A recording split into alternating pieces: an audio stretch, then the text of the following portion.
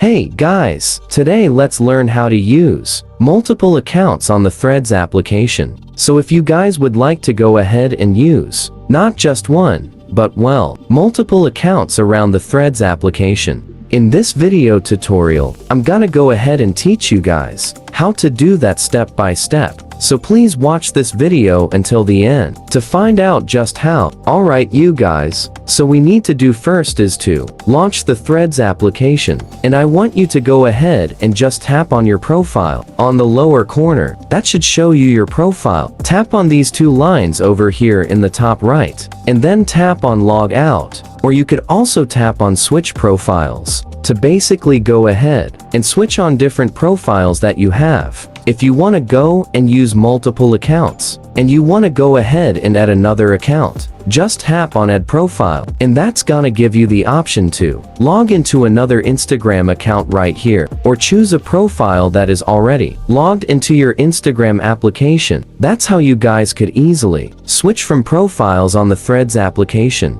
Thank you guys for watching. Please like this video and subscribe as well if you guys will learn something, and I'll see you guys on the next video.